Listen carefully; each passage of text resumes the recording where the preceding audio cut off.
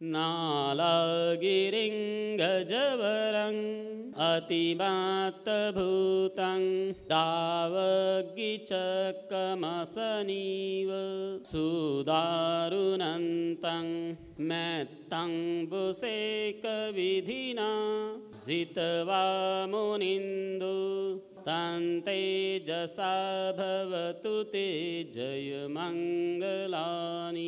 नालागिरिङ्गजवरं अतिमात्तभूतं दावग्गिचकमसनीव सुदारुणन्तं मैत्तं बुसेकविधिना जित्वा मुनिन्दु तं तेजसा भवतु ते जयमङ्गलानि। तो ये देवदत्त वो चाहता था कि ये बुद्ध के बाद मैं उनका दाहिना हाथ बनूं, बुद्ध की गद्दी मुझे मिले। वो 8 ध्यानों को पारंगत था, उड़ता था, सब कुछ करता था, लेकिन और वो चाहता था कि मैं बुद्ध की हत्या करूं। तो उसने बहुत से लोगों को भेजा, जाओ इस बुद्ध की हत्या करो। लेकिन वो आते हैं, भगवान के पास आते हैं, भगवान उपदेश करते थे और वे श्रोतापन्न हो जाते थे। तो उसने देखा कि जो जाता है बुद्ध को कोई मार ही नहीं सकता, वैसे भी बुद्ध को कोई मार नहीं सकता, यानी बुद्ध की अकारण मृत्यु कभी नहीं होती, बुद्ध इच्छा से ही शरीर को छोड़ते हैं। तो उसने कहा ये लोग कुछ नहीं कर सकते, मैं स्वयं मारूंगा। तो राजगृह में भगवान ऐसा पैदल चलते रहते हैं, तो एक पत्थर लुढ़काया और पत्थर बीच में आता है, 2 टुकड़े हो जाते, एक थोड़ा सा टुकड़ा निकलता है, भगवान के पैरों में लगता है। फिर एक दिन भगवान भिक्षाटन के लिए निकलते हैं, तब वो नालागिरी हाथी नाम का हाथी रहता है, बड़ा वो खतरनाक रहता है, यानी जैसे दावग्नि, यानी जैसे जंगल में अग्नि लग जाती है तो साए साए कैसे आती, इस तरह से वो नालागिरी हाथी रहता है, बड़ा विकराल। उसको वो क्या करता है, बहुत बढ़िया शराब पिलाता है, तो उससे और वो मदमस्त हो गया। और भगवान भिक्षाटन के लिए जा रहे और वो नालागिरी हाथी को छोड़ देता है। तो भगवान वो नालागिरी हाथी जब आता है तो सारे भिक्षु ऐसा रास्ता छोड़ देते हैं, सब लोग भाग जाते हैं। भागते नहीं हैं, अरहंत लोग डरते नहीं हैं, लेकिन फिर भी कि सम्मान के लिए देखो आज 2 नाग युद्ध करेंगे बोले, यानी हाथी को भी नाग बोलते हैं और भगवान को भी नाग। नाग का अर्थ होता है पावरफुल। नाग शब्द मतलब केवल नागों के लिए नहीं होता है, बने देवा नागा महिद्दिका, नाग का अर्थ होता है पावरफुल। आज 2 नागों का हम युद्ध देखेंगे, इसलिए वो भिक्षु लोग उन्होंने रास्ता छोड़ा, केवल भगवान के साथ आनंद रहता है, बाकी सब लोग भिक्षु अलग हो जाते। तब भगवान ने मैत्री का अभ्यास किया, यानी जैसे वर्षाव करते ना, जैसे पानी को सींचते हैं, जैसे आज इरिगेशन के लिए स्प्रिंकल आते हैं, है ना, पानी बहुत दूर तक फैल जाता, वैसे भगवान ने मैत्री भावना का अभ्यास किया। तो वो मैत्री के स्पर्श से वो हाथी आता है और भगवान के चरणों की वंदना करता है, और फिर वैसे ही उल्टा पाँव फिर वो वापस जाता है, यानी भगवान को पीठ नहीं दिखाते। तो इसलिए लोग नमस्कार करते और जब तक भगवान की आँखों से दूर नहीं होते तब तक भगवान को पीठ नहीं दिखाते। तो वो वैसा हाथी वापस चला गया। तो भगवान ने कैसे जीत लिया, मैत्री रूपी जल की वर्षा करके जीत लिया। भगवान ने कहा भिक्षुओं, ये कर्म होते हैं वो पीछा नहीं छोड़ते बोले। कुछ कुछ कर्म ऐसे होते हैं मुक्त होने के बाद भी कर्म पीछा नहीं छोड़ते। तो भगवान ने कहा ये जो हाथी मेरे ऊपर दौड़ के आया है वो मेरे ही कर्म का फल है, ऐसा भगवान ने बताया। तो उन्होंने अपनी कथा बताई कि एक समय एक प्रत्येक बुद्ध आए हुए थे, और तब ये पुरोहित रहते हैं या सेनापति रहते हैं राजा के, और हाथी पे बैठ के जाते हैं। तो तब वो प्रत्येक बुद्ध भिक्षाटन के लिए आए थे, तो उनके पीछे हाथी दौड़ाया था, उनको अपमानित किया था। उस कर्म के फल के कारण आज मेरे ऊपर ये हाथी दौड़ के आया है। भिक्षु, ये कर्म कभी पीछा नहीं छोड़ता, ये भगवान ने बताया। उक्खित खड्गमतिहत सुदारुणन्तं धावन्ति योजन पथंगुलिमालवन्तं इद्धि विसङ्खतमनो जित्वा मुनिन्दु तं तेजसा भवतु ते जयमङ्गलानि उक्खित खड्गमतिहत सुदारुणन्तं धावन्ति योजन पथंगुलिमालवन्तं इद्धि विसङ्खतमनो जित्वा मुनिन्दु तं तेजसा भवतु ते जयमंगलानि। भगवान की दिनचर्या हम देखेंगे तो वे रोज 2 बार यानी सुबह प्रातः ध्यान करने के पश्चात सारे लोक का अवलोकन करते थे, यानी समस्त ब्रह्मांड का, कि आज मुझे किसको धर्म का उपदेश करना है। यानी प्रतिदिन उनकी वो दिनचर्या थी। सुबह उठेंगे, आज वैसे तो सबके लिए खुला रहता था, कोई आए, लेकिन विशेष किसको उपदेश करना है तो लोक का अवलोकन करते थे। तो उस दिन देखा कि आज अंगुलीमाल की बारी है, तो भगवान श्रावस्ती में भिक्षाटन से निवृत्त हुए और फिर दोपहर में भोजन के उपरांत जिधर अंगुलीमाल रहता है उधर जाते हैं।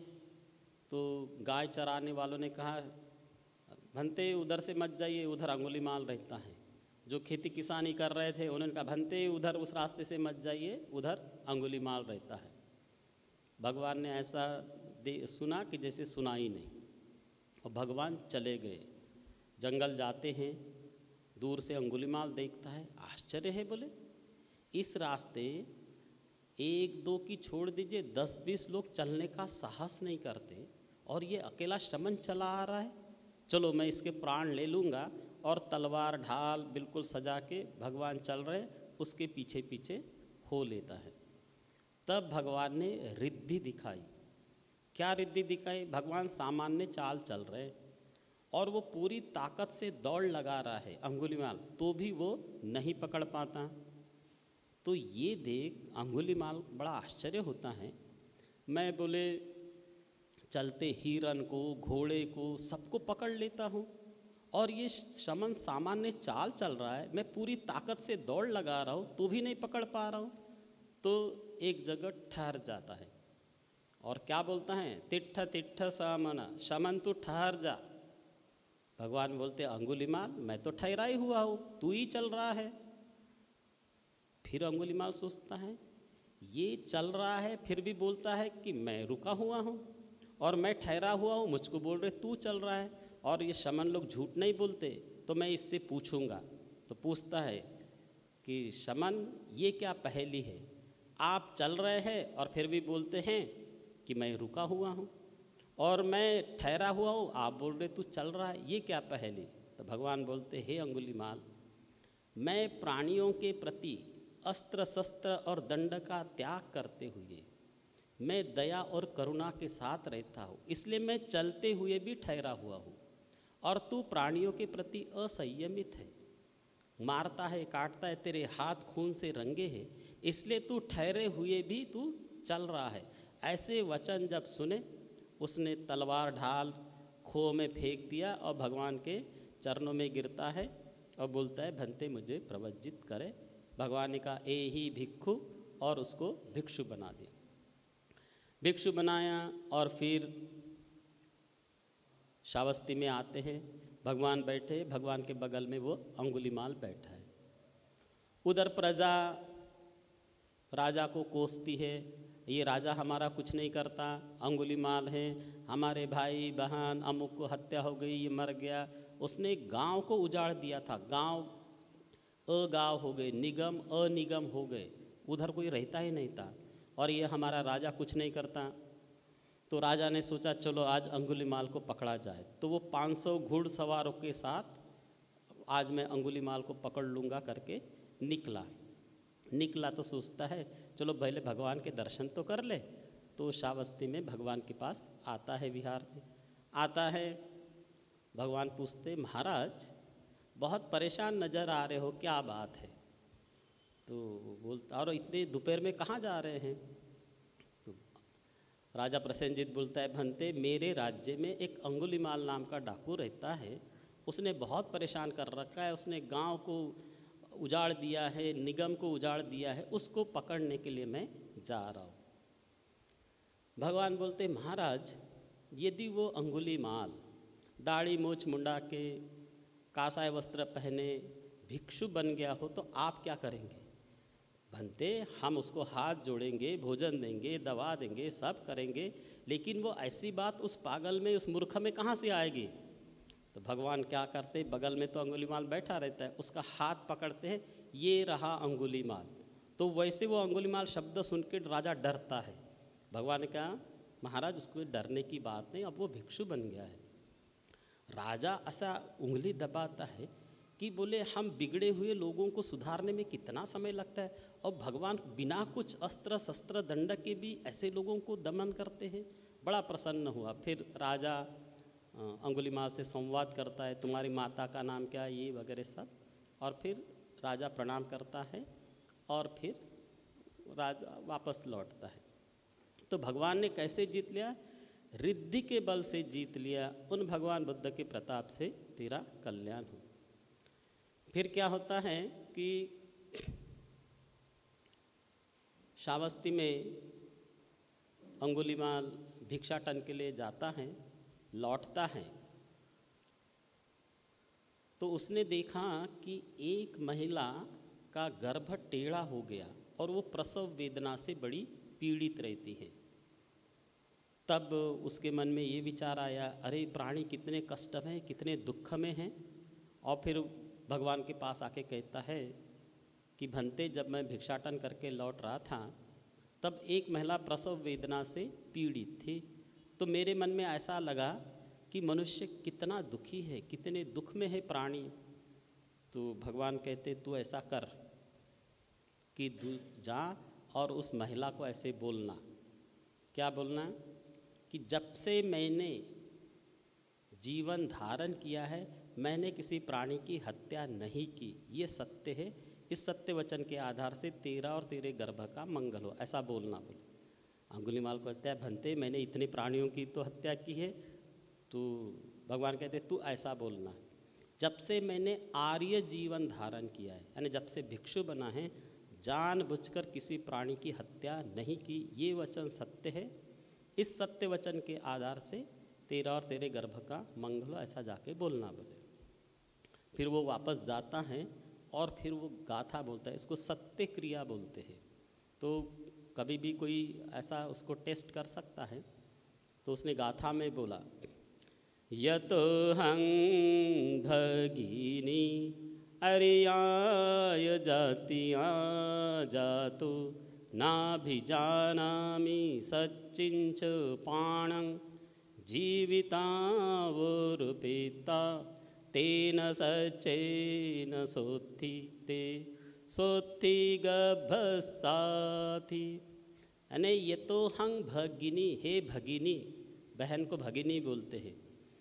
अर्याय जातिया जातु, जब से मैंने आर्य जीवन धारण किया है, ना भी जानामि, मैं नहीं जानता, सच्चिंच पाणं, मैंने किसी प्राणी की जानबूझकर हत्या नहीं की, ये वचन सत्य है।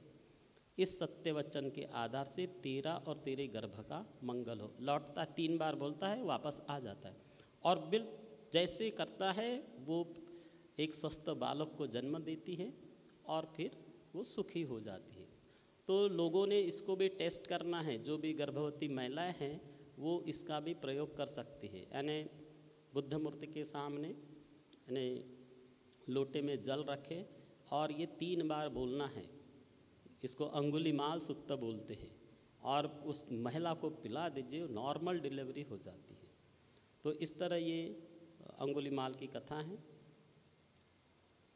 5वें, कत्वान कट्टमुदरं इव गब्बिनीया चिंचाय दुट्टवचनं जनकाय मज्जे तान्तेन सोमविधिना जित्वा मुनिन्दु तान्तेजसा भवतु ते जयमङ्गलानि कट्टमुदरं इव गब्बिनीया चिञ्चाय दुट्टवचनं जनकाय मज्जे सन्तेन सोमविधिना जित्वा मुनिन्दु तान्तेजसा भवतु ते जयमङ्गलानि। तो जैसे रात्रि में जुगनू का भी अपना प्रकाश होता है, लेकिन जैसे सूरज निकलता है तो जुगनू कोई अता पता ही नहीं चलता। तो वैसे ही जब तक बुद्ध नहीं रहते इस पृथ्वी पर तब तक दूसरे संप्रदाय को, लोगों का जो दूसरे संप्रदाय के आचार्य रहते हैं उनका बड़ा बोलबाला रहता है। और जैसे ही बुद्ध आते हैं तो उनको कोई पूछता ही नहीं। यानी दूसरे संप्रदाय के जो आचार्य थे, साधु सन्यासी थे, उनकी ऐसे हालत हो गई कि उनको लोग नमस्कार नहीं करते थे, मान नहीं, सम्मान नहीं, भोजन नहीं, खाने के लाले पड़ गए थे। तो उन्होंने सोचा, पहले तो हमारा बहुत मान सम्मान होता था, सब कुछ मिलता था, दान मिलता था, आजकल कुछ नहीं हो रहा है। क्यों? ये श्रमण गौतम के कारण, इसके कारण हमारा मान सम्मान कम हो गया। तो क्या करें? तो ऐसा करो कि कोई ना कोई दोष लगाए। तो बोले कौन दोष लगाए, काहे का लगाए, क्या सिखाता है? शील समाधि प्रज्ञा, इसके अतिरिक्त और कुछ सिखाता ही नहीं। तो अब उन्होंने सोचा ऐसा करते स्त्रियों का दोष लगाया जा सकता है। तो ये चिंचा नाम की महिला थी, इतनी सुंदर थी कि जैसा वर्णन है कि देव अप्सरा सदृश थी, थोड़ी सी कम थी, इतनी सुंदर थी। तो जो दूसरे संप्रदाय के साधु थे उनके आश्रम में जाती थी, वो गई और वो बात ही नहीं करे। तो वो बोलते मेरा कोई अपराध है, आप लोग मुझसे बात नहीं करते? तो उन्होंने कहा बहन तुम नहीं जानती, हमारा मान सम्मान सब गायब हो गया। तो बोले मैं क्या कर सकती हूँ इसमें? तुम श्रमण गौतम पर लांछन लगा सकती हो। बोले तो वो बोलती है ये भार मुझ पर छोड़ दो, बोले मैं कर लूँगी काम।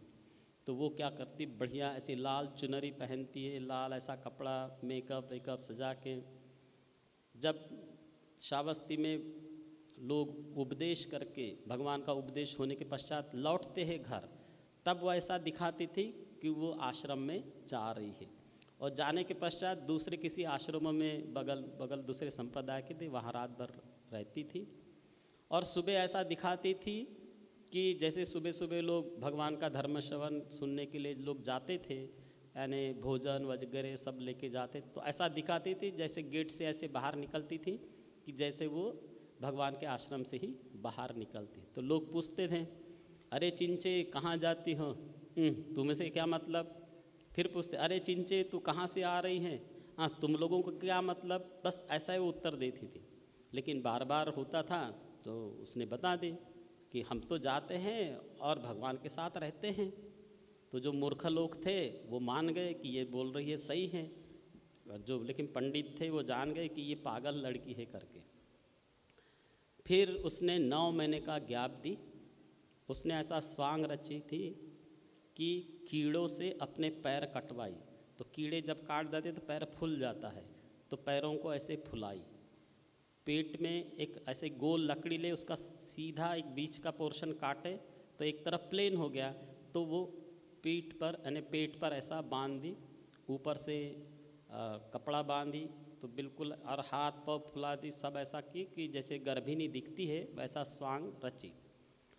और भगवान उपदेश कर रहे, सारे लोग बैठे हैं, राजा महाराजा सारे, महिला पुरुष करोड़ों की संख्या में। उसके बीच में ठीक आती है, भगवान प्रवचन कर रहे और बोलती है श्रमण गौतम बात तो बहुत अच्छी करते हो, तुम्हारी वाणी भी मधुर है, लेकिन तुम्हारे के कारण मेरे से ये गर्भ ठहर गया है, इसकी व्यवस्था तो तुमने कुछ भी नहीं की। तो भगवान जब ऐसा, यानी भगवान ने क्या बोला कि हे चिंच, यानी भगवान जब प्रवचन कर रहे थे प्रवचन को बीच में रोक दिया और क्या बोलने लगे, हे चिंचे, तू जो बोल रही है उसकी सत्यता तुम जानती हो और मैं भी जानता हूँ। तो वो बोलती, हाँ हाँ, हम दोनों के बीच की बात है, हम नहीं जानेंगे तो कौन जानेगा। ऐसे जब होता है तब देवताओं का राजा शक्र रहता है, देखता है ये क्या हो रहा है, तो देखता है भगवान बुद्ध को गाली दे रही है, चलो इसकी सत्यता जानना चाहिए।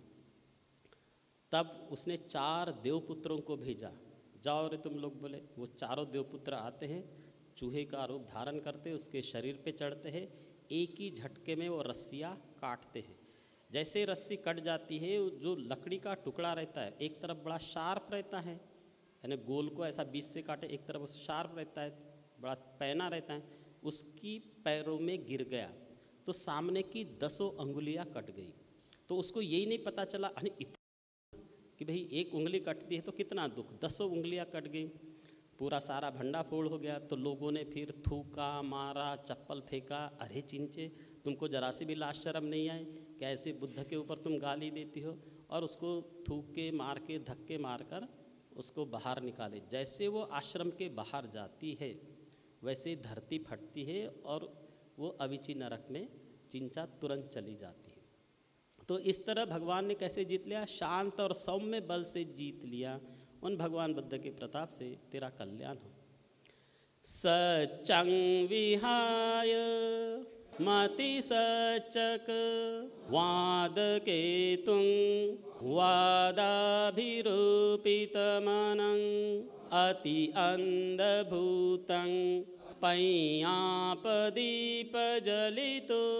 जित्वा मुनिन्दु तान्ते जसा भवतु ते जयमङ्गलानि।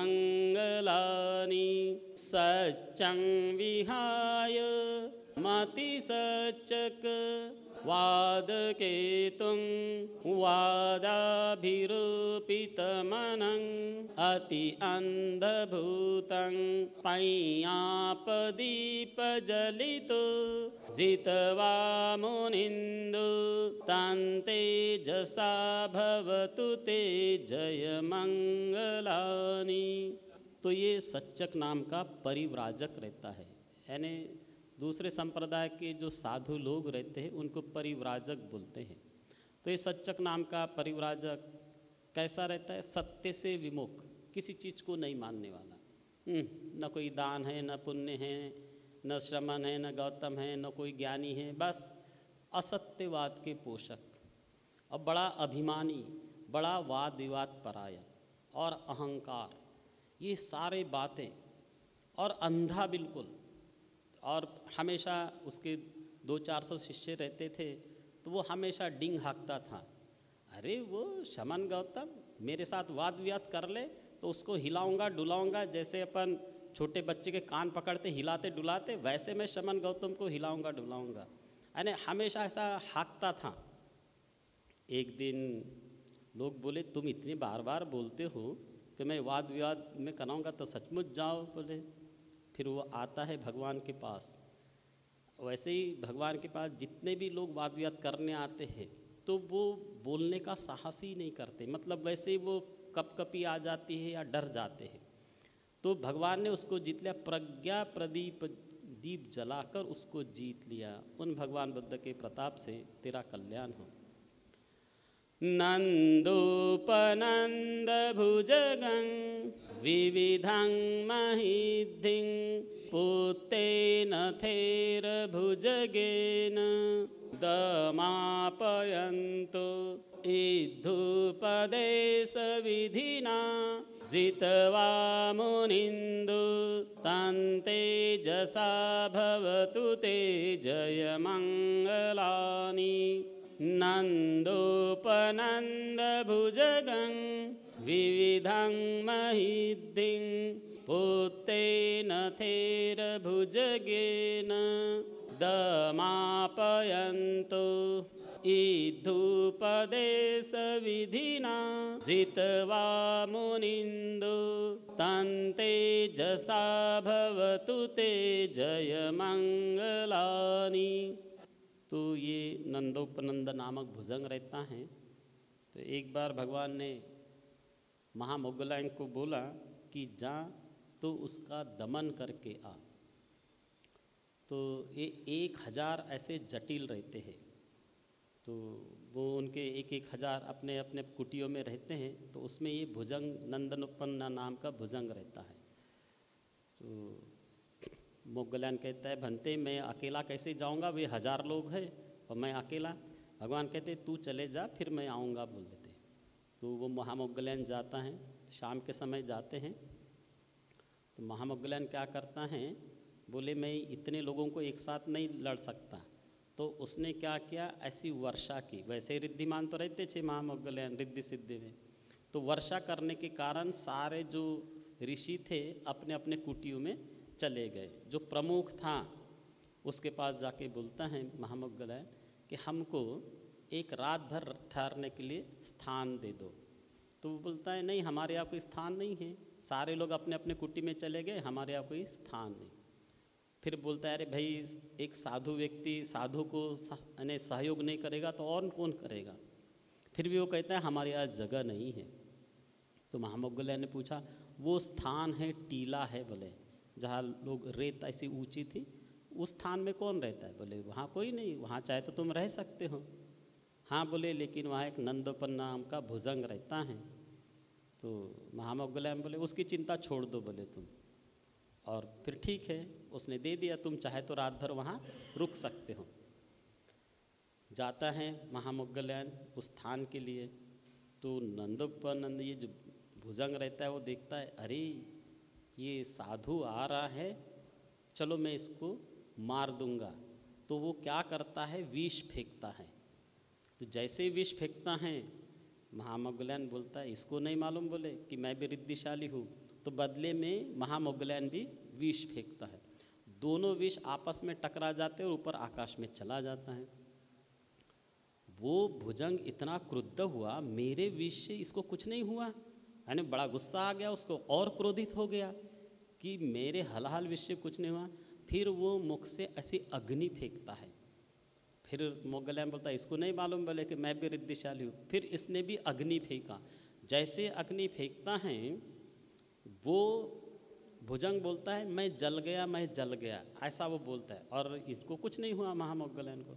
फिर उसके पास जाता है, महामोगलान ध्यान करते हैं और फिर वो भुजंग उनके सिर पर ऐसा फन लगा के उनकी रक्षा करता। ये सब हो रहा था तो सारे जो ऋषि थे 1000 बोले अभी तो ये साधु या श्रमण मारा गया बोले। फिर सुबह सुबह सारे लोग उठ के देखते हैं तुम ठीक तो हो ना बोले। महामोगलान बोलता है देख रहे हो ना बोले कि मेरी ये नाग भुजंग सेवा कर रहा है। फिर इतने में ही भगवान पहुंच जाते हैं। भगवान पहुंचते हैं तो महामोगलान उठता है और भगवान के चरणों में प्रणाम करता है। तो वो 1000 के 1000 आदमी सोचते हैं कि ये महामोगलान इतना रिद्धिशाली, तो इसका गुरु कैसे होगा बोले, यानी ये तो शिष्यों की बात हो रही, तो गुरु कैसे होगा। तब सभी के मन में भगवान के प्रति श्रद्धा उत्पन्न हुई। तो भगवान यानी कैसे जीत लिया, रिद्धि शक्ति और उपदेश के बल से दमित किया। उन भगवान बुद्ध के प्रताप से तेरा कल्याण हो। दुग्गाह देठि भुजगेन सुदट्ठहत्थं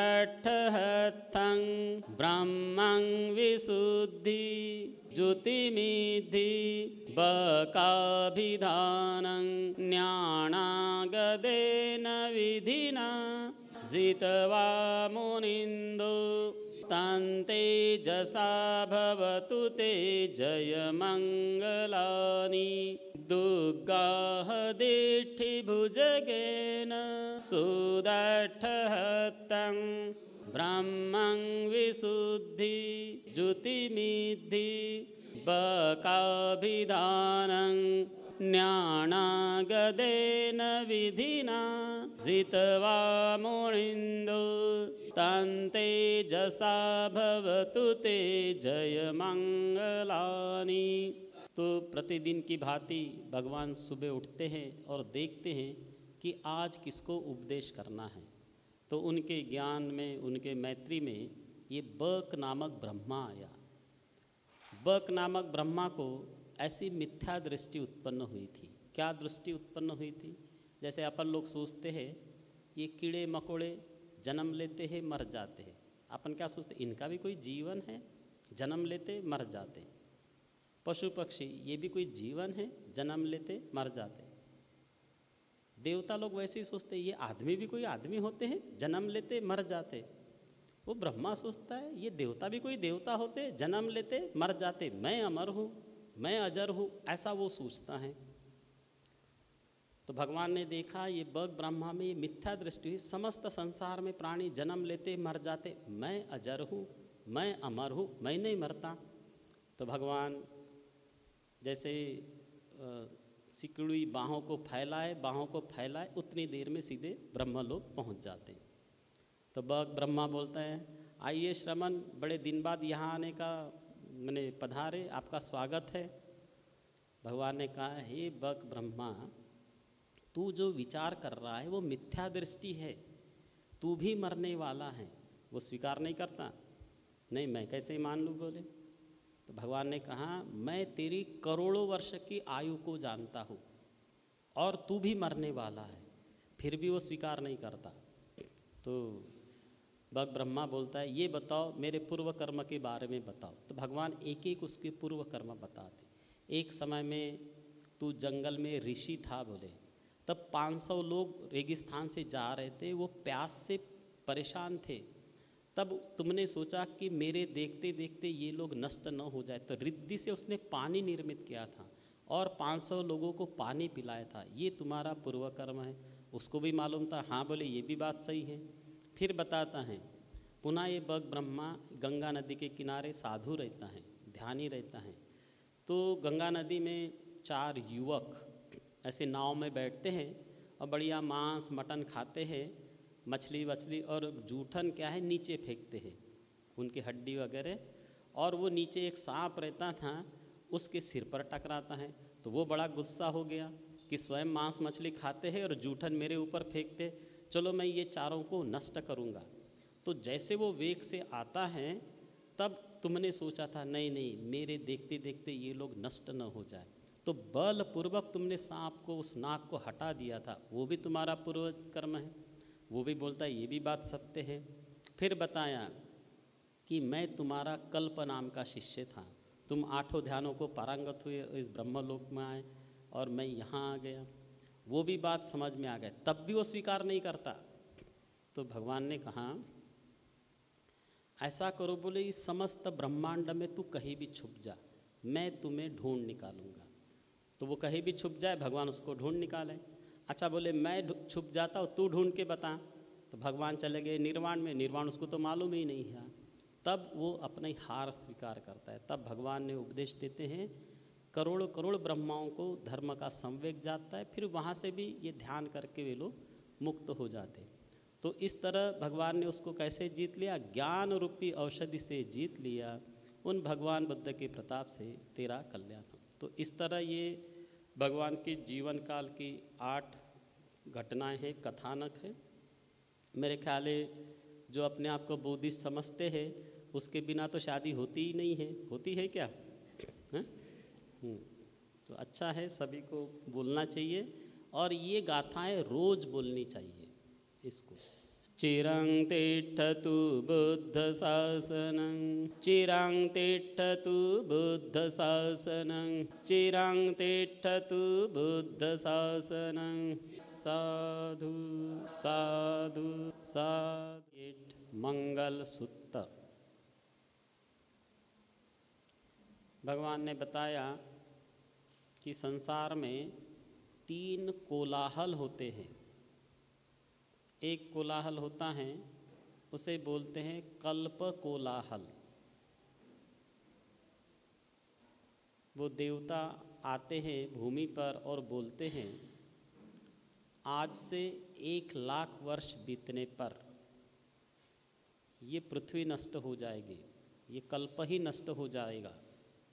तो इसलिए बोलते हैं दान करो, माँ बाप की सेवा करो, बड़ों का मान सम्मान करो। तो वो देवता इस तरह बोलते हैं, उसको कहते हैं कल्प कोलाहल। फिर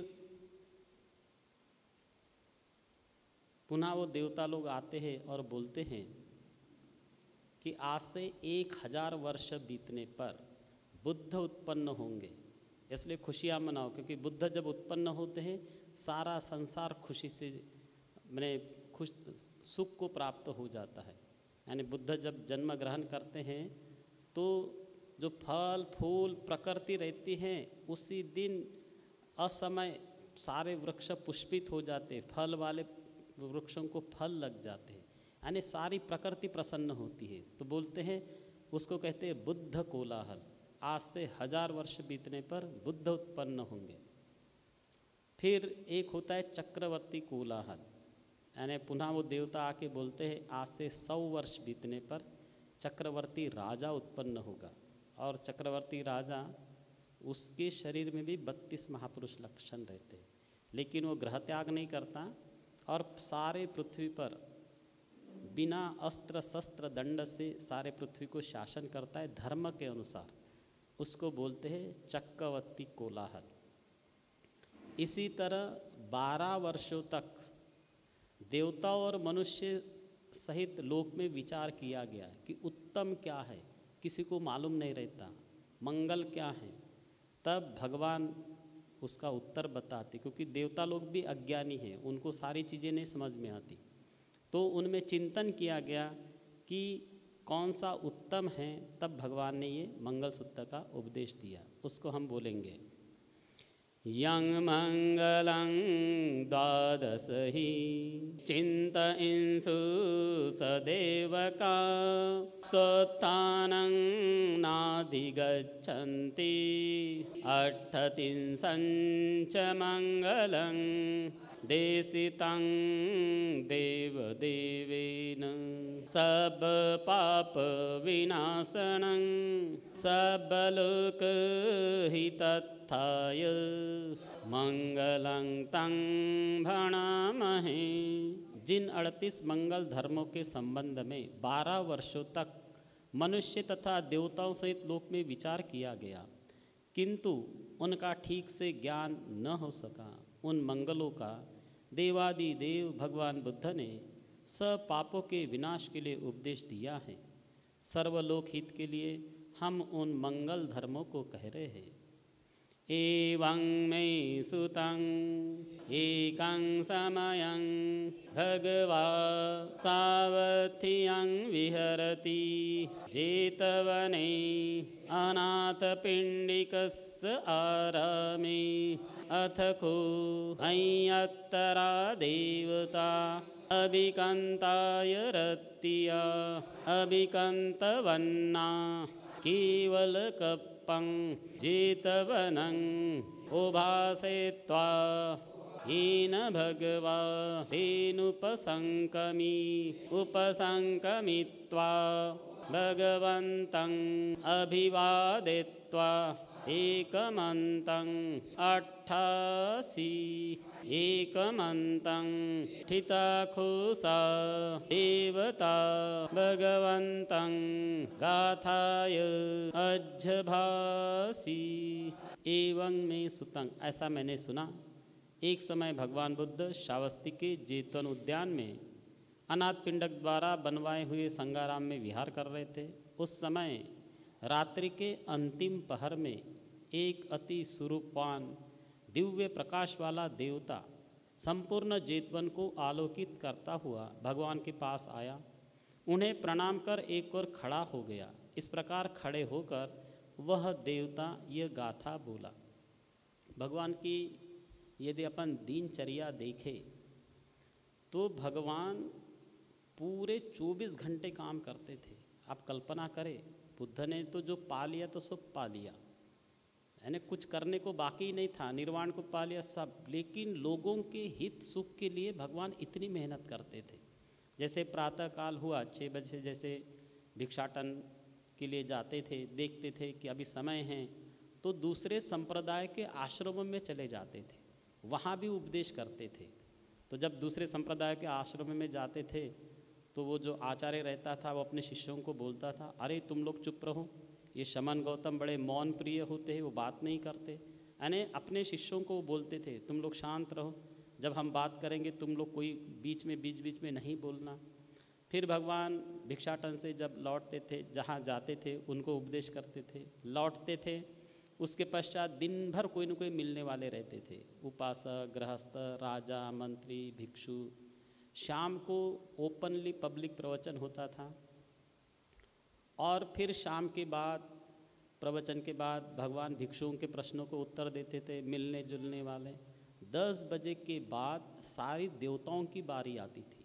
अमुक देवता आता था, तो जब भी देवता आता था सारे बने जेतवन को प्रकाशित करता था।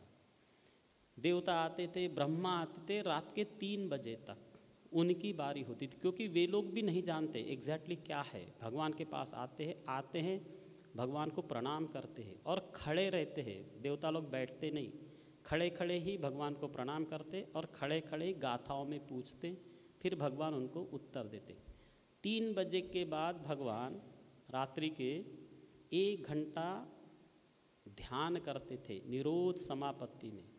1 घंटा केवल शरीर को विश्राम देते थे और 1 घंटा फिर पुनः मैत्री का अभ्यास करते थे कि आज लोक में मुझे किसको उपदेश करना है। यानी 24 घंटे मेहनत करनी पड़ती है।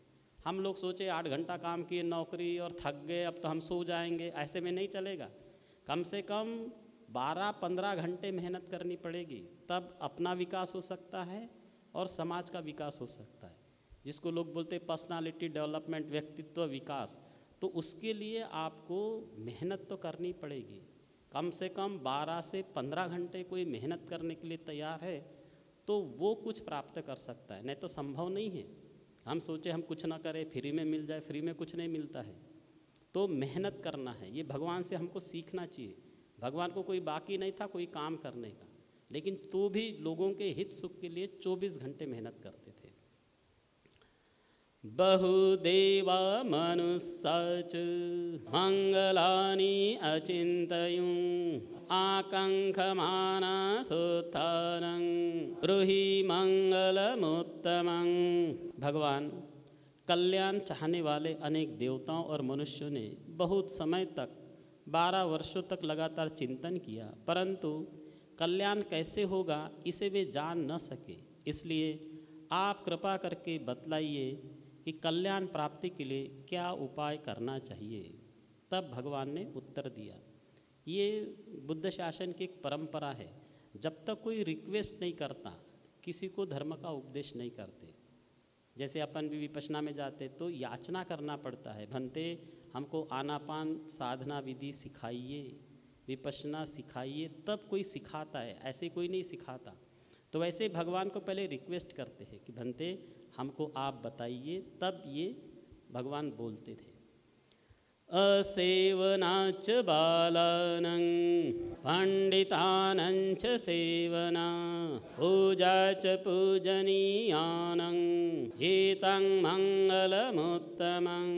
असेवनाच बालानं पंडितानंच सेवना पूजा च पूजनीयानं हितं मंगलमुत्तमं। ये जो त्रिपिटक है उसमें 84,000 सूत्र है। 84,000 सूत्र में भगवान कहते हैं कोई भी एक गाथा ले लो, 84,000 में से कोई भी एक, उसके अनुसार चलने लग जाओ तो निर्वाण मिल जाएगा। इतनी परफेक्ट गाथा है, कोई भी एक गाथा, यानी सारा त्रिपिटक पढ़ने की आवश्यकता नहीं है, इतना परफेक्ट भगवान की वाणी है। तो ये पहली गाथा है, असेवनाच बालानं, मूर्खों की संगति न करना, पंडित विद्वान ज्ञानियों की संगति करना, पूजनीय व्यक्तियों की पूजा करना, ये उत्तम मंगल है। इतना कर ले तो निर्वाण मिल जाएगा, इतनी परफेक्ट गाथा है। प्रश्न उत्पन्न होता है किसको मूर्ख कहे, मैंने भगवान ने जो बात कही किसको मूर्ख कहे। सारे लोग अपने आप को बुद्धिमान ही समझते हैं और दिखता तो कुछ नहीं है। यानी प्रत्येक व्यक्ति सोचता है कि मैं पंडित हूँ, मूर्ख कोई नहीं है। तो भगवान की परिभाषा क्या है, तो भगवान से ही जब पूछा गया तो भगवान ने कहा कि जो 7 बोझंगों को नहीं जानता वो मूर्ख है। बस सिंपल डेफिनेशन है। कौन जानता है 7 भुजंगों को? कोई नहीं। तो संसार मूर्खों से भरा पड़ा है, कितना? संसार केवल मूर्खों से भरा पड़ा है। पंडितानंच सेवना, पंडित लोगों की संगति करना। तो पंडित किसको कहते हैं? भगवान बोलते हैं जो 7 भुजंग को जानता है वो पंडित है। पूजा च पूजनीयानंग, पूजनीय व्यक्तियों की पूजा करना, सम्मान करना। तो कौन पूजनीय है? तो भगवान ने जो बताए हैं, माँ बाप, श्रमण ब्राह्मण और आचार्य, जिससे जो शिक्षा सीखते हैं वो टीचर, भिक्षु भिक्षुनियाँ, ये इनकी सेवा करना, उनका सम्मान करना, ये उत्तम मंगल है। एक बार आनंद बोलता है भगवान से, भंते मैं समझता हूँ कि अच्छे लोगों की संगति आधा श्रेष्ठ जीवन है। तो भगवान कहते आनंद तो ऐसा मत कह, अच्छे लोगों की संगति पूरा श्रेष्ठ जीवन है। क्योंकि भगवान ने कहा ये जो मेरा धर्म है अच्छे लोगों के साथ उठने बैठने पर टिका हुआ है, क्योंकि हम जैसे होते हैं वैसे दूसरों को बनाते हैं। भगवान ने उदाहरण दिया कि मूर्ख लोगों के साथ रहोगे तो आप मूर्ख बन जाओगे, और अच्छे लोगों के साथ रहोगे तो आप अच्छे बन जाएंगे। ये सारा संसार इसी पर निर्भर करता है। तो भगवान ने बताया जैसे कोई मछली खाता है, बाज़ार जाता है, एक थैले में मछली लाता है और फिर अलग करता है मछली को धोने, लेकिन वो जो थैला है वो बसाता है, बू आती है। क्यों? क्योंकि उसने संगति उसके जैसी की।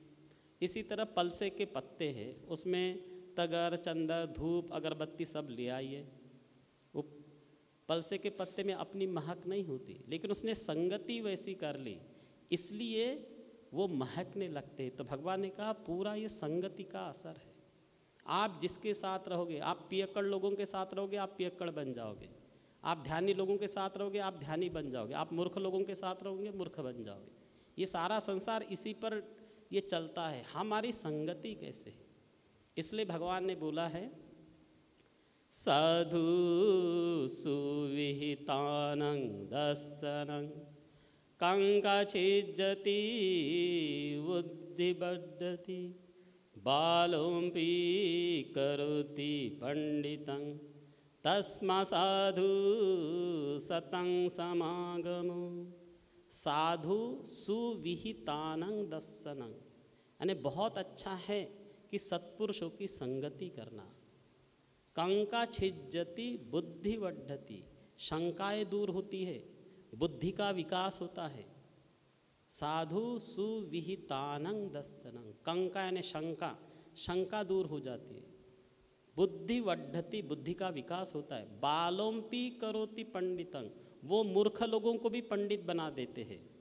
तस्मा साधु सतं समागमो, इसलिए सत्पुरुषों की, ज्ञानी लोगों की संगति करना चाहिए। इतना महत्व भगवान ने दिया। हम किसके साथ रहते हैं? पतिरूपदेश वासुच पुब्बे च कतपुय्यता अत्त सम्मापणिधि च हितं मंगलमुत्तमं। पति रूप देश वासुच, अनुकूल स्थान में निवास करना चाहिए। हम लोग जहाँ भी रहते हैं वो स्थान अच्छा होना चाहिए। पुब्बे च कतपुय्यता, पूर्व जन्मों का संचित पुण्य वाला होना चाहिए, यानी हमारे पास पूर्व जन्मों का पुण्य होना चाहिए। वैसे हम सभी के पास पूर्व जन्म का पुण्य है, क्योंकि पुण्य से ही मनुष्य योनि मिलती है। तो हमें अपने आप को सौभाग्यशाली समझना चाहिए कि मैं मनुष्य जीवन मुझे मिला। मनुष्य जीवन मिलने के साथ साथ हम देखते हैं कि हमको कान मिले और बुद्ध वचन सुनने को मिलते, ये भी सब पुण्य से मिलती है। नहीं तो करोड़ों लोग दौड़ लगाते हैं, बिना ही कुछ प्राप्त किए, बिना भगवान की वाणी सुने ऐसे मर जाते हैं, अधर्म को धर्म समझते हैं। तो ये सारी चीज़ें पुण्य से मिलती है। तो हमें इसलिए अपने आप को सौभाग्यशाली समझना चाहिए कि हमारे पास मनुष्य का जीवन मिला, भगवान की वाणी मिली, और आज आनापान विपश्यना हमारे पास उपलब्ध है। ये सारा चीज़ पुण्य से मिलता है। करोड़ों लोगों को मालूम है तो भी नहीं करते। तो हमारे पास पूर्व जन्म का संचित पुण्य है, और अपने आप को सम्यक रूप से समाहित रखना, ये उत्तम मंगल है। बाहु सच्चंच सिप्पंच विनयो च सुशिक्षितो सुभाषिता च या वाचा एतं मंगलमुत्तमं। बाहु सच्चंच सिप्पंच, बहुश्रुत होना चाहिए। बहुश्रुत यानी इसको क्या बोलते हैं, वर्सटाइल पर्सनालिटी, यानी हरफन मौला बोलते हैं, ऑलराउंडर, सब आना चाहिए, बहुश्रुत होना चाहिए, सब चीज़ आनी चाहिए। और धार्मिक ग्रंथों का खूब ज्ञान होना चाहिए, यानी बुद्ध वचनों का ज्ञान होना चाहिए।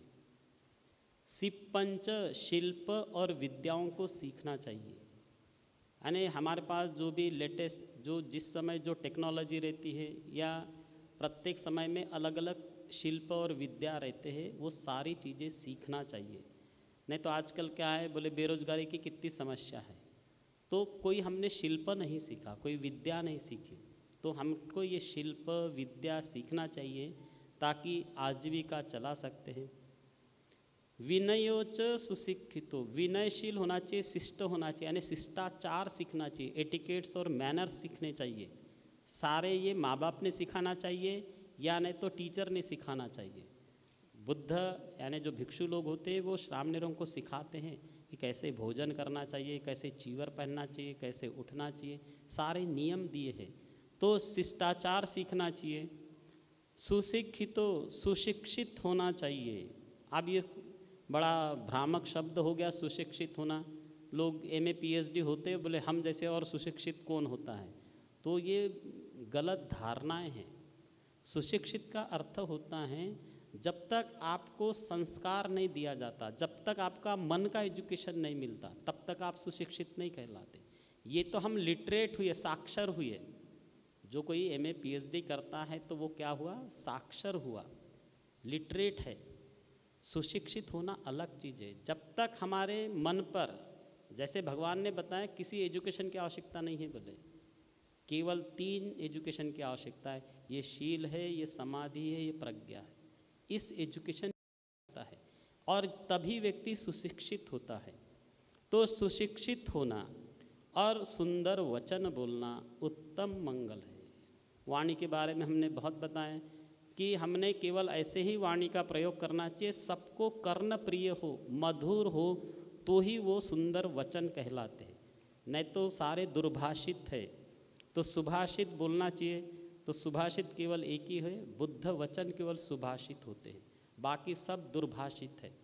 तो या तो भगवान ने जैसे भिक्षुओं को बताया, भिक्षु तुम लोगों को धार्मिक कथा कहना चाहिए और नहीं तो चुपचाप मौन रहो, बाकी कुछ बोलने की अनुमति नहीं है।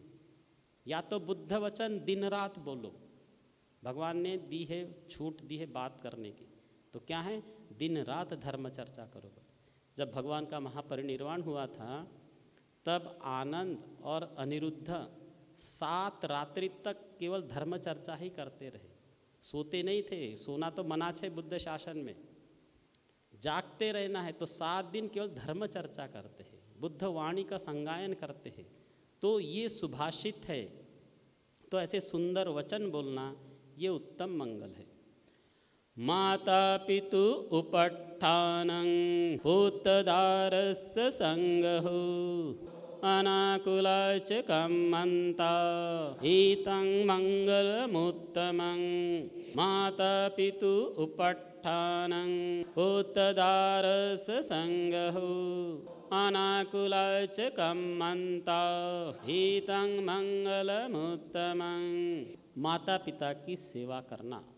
तो भगवान ने बताया यदि कोई व्यक्ति जीवन भर कुछ न करे, केवल वो माता पिता की सेवा करे और मर जाए, तो भी भगवान ने गारंटी दी है कि उसको सद्गति मिलती है।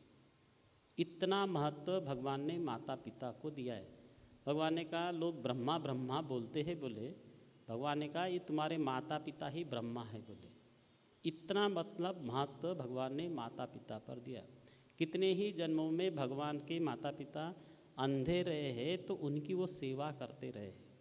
जब भी हमने घटिकार ब्राह्मण की बात बताई, उसके माता पिता अंधे थे तो इसलिए वो भिक्षु नहीं बना, क्योंकि बोले मुझे माता पिता की सेवा करना है।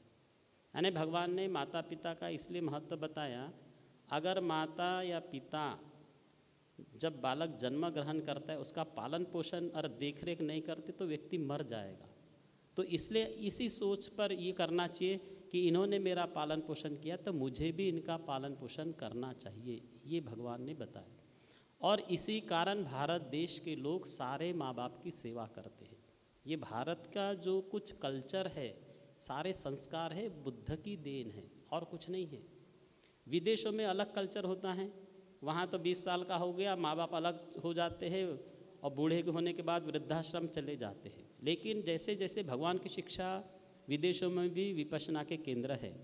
एक ऑस्ट्रेलिया की महिला थी, वो भारत आए विपश्यना शिविर की और फिर ये मंगलसूत्र पढ़ती, अरे माता पिता की सेवा करना चाहिए।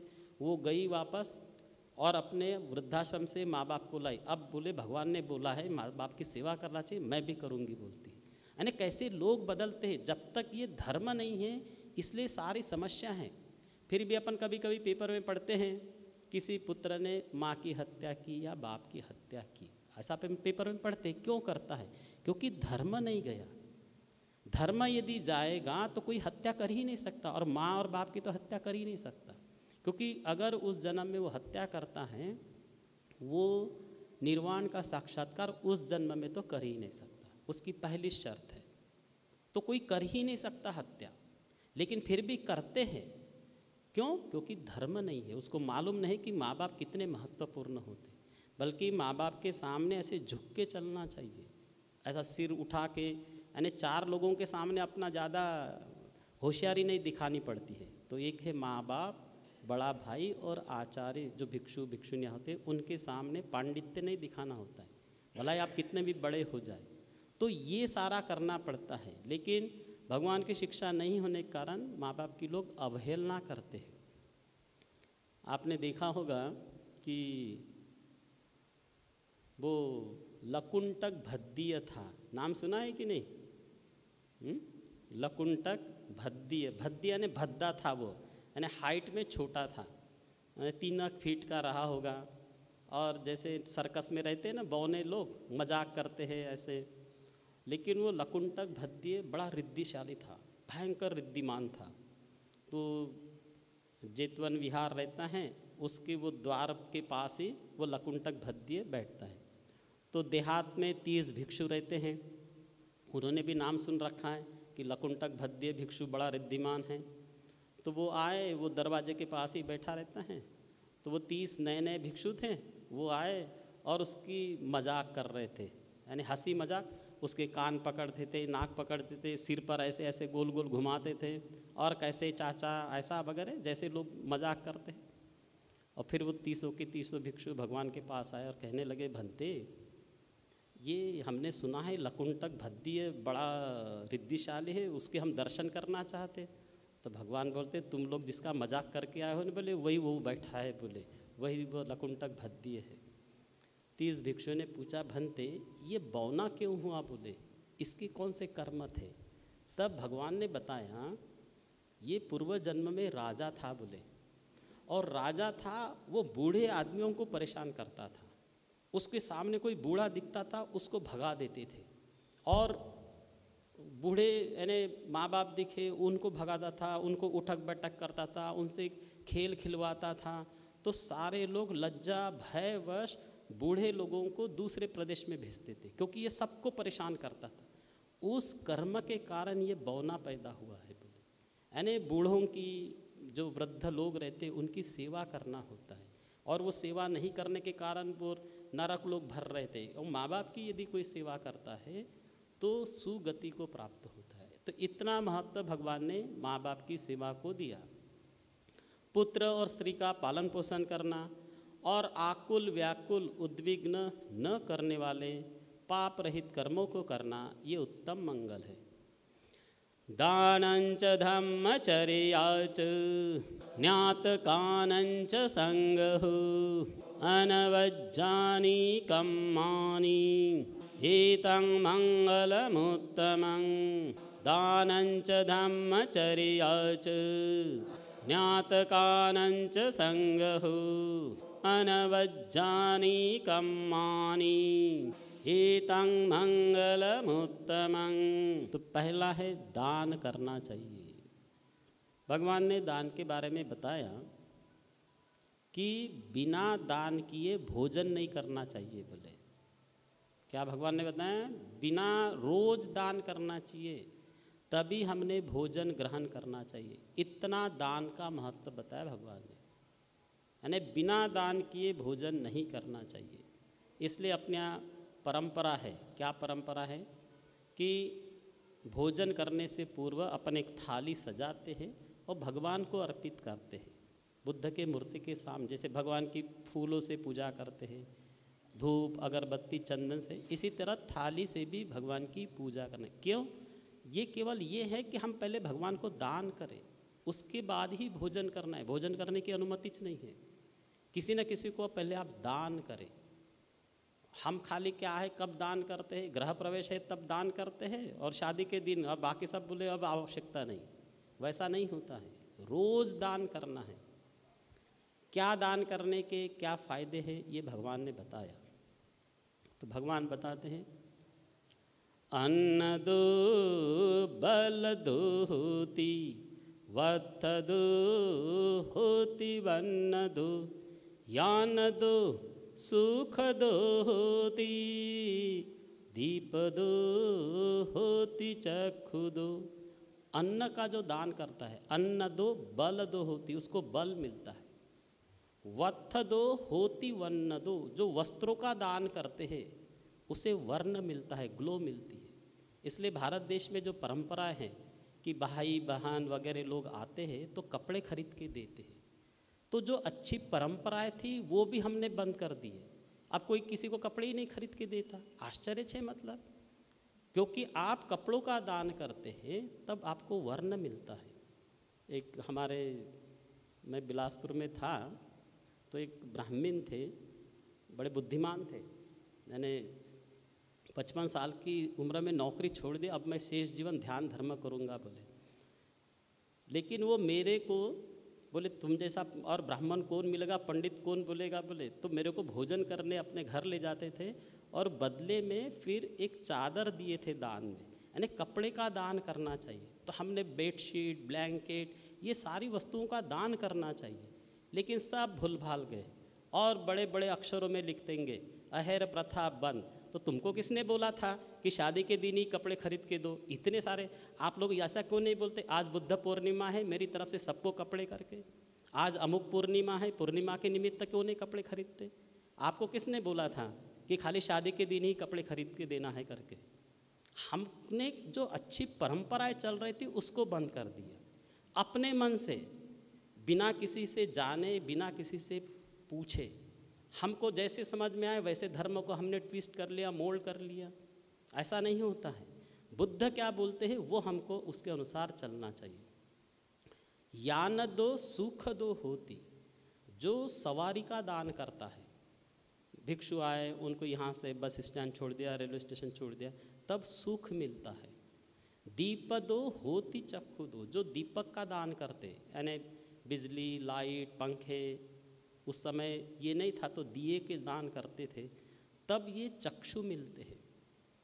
ये जो अनिरुद्ध था वो 1000 लोगों को देख सकता था। कितना? 1000 लोगों को। मतलब ये जो लोक है, एक चंद्र, एक सूर्य और एक पृथ्वी, इसको एक लोक बोलते हैं, लोक धातु बोलते हैं, या जिसको हम ब्रह्मांड बोलते हैं। वैसे वो 10,000 ब्रह्मांडों को देख सकता था। वो दिव्य चक्षु था सारे इसमें। तो भगवान से पूछा गया उसको कैसे प्राप्त हुए? तो उसने एक चैत्य की पूजा की थी और 1000 दिए जला के उसकी पूजा की थी। तो इसलिए ये दीपक का दान करना होता है, तब ये दिव्य चक्षु मिलते हैं। तो दीप दो होती चक्षु दो। जो अन्न का दान करते हैं उसको बल मिलता है, वस्त्रों का दान करते हैं उसको वर्ण मिलता है, सवारी का दान करते हैं उसको सुख मिलता है, दीपक का दान करते हैं उसको चक्षु मिलते हैं। फिर योच सब ददो होती, यो ददाति उपस्यं अमतं ददोसो होती यो धम्मं अनुशासति। यो च सब्ब ददो होती यो ददाति उपस्सयं। यदि कोई निराधार है उसको आधार बन जाता है, सहारा रहता है, बेसहारे को कोई सहारा देता है, तो भगवान कहते हैं उसको सब कुछ मिल जाता है। इसलिए ये अनाथ आश्रम खोलने की परंपरा है। जो अनाथ है उसको आप सहारा बन जाइए, तो भगवान कहते हैं सब कुछ मिल जाता है। यो च सब्ब ददो होती यो ददाति उपस्सयं, आसरा देता है। अपने रिश्तेदारों में कोई बेसहारा रहता है उसको उसकी केयर करनी चाहिए, सब मिल जाता है। अमतं ददोसो होती, उसको तो अमृत मिल जाता है यदि कोई धर्म का दान देता है। तो सारे दानों में धर्म का दान श्रेष्ठ है। दान तो सभी चीज़ों का करना चाहिए। एक बकुल नाम के भिक्षु हुए और उसकी 140 वर्ष की आयु थी। कितनी? 140 वर्ष की आयु थी। 140 वर्ष में उसको सर्दी खांसी बुखार तक नहीं हुआ। कितना? सर्दी खांसी बुखार क्या है उसको नहीं मालूम था। भगवान के पास गए, भंते इसके कौन से कर्म थे कि ये सर्दी खांसी बुखार तक नहीं आया, 140 वर्ष में स्वस्थ रहा। तो भगवान ने कहा वो पूर्व जन्म में हेल्थ मिनिस्टर था बोले, और उसने ये सोचा कि सारे लोग स्वस्थ रहना चाहिए, तो गांव गांव मोहल्ले मोहल्ले में क्लिनिक खोला था बोले। उस कर्म के कारण ये स्वस्थ है बोले, इसको निरोग हो गया बोले। इसलिए भगवान ने कहा रोगियों की सेवा करनी चाहिए। घर में जो कोई रोगी रहता है दवाओं का दान करना चाहिए, पानी का दान करना चाहिए। प्याऊ इसलिए लोग लगाते हैं कि पानी का दान क्यों, उसमें कितना पैसा लगता है। मई जून के महीने में एक चौक में एक बढ़िया लगा दीजिए, एक लड़के को रख लीजिए, 100 200 500 जो भी लड़का है 4 मटके भरे पानी पिलाते रहे।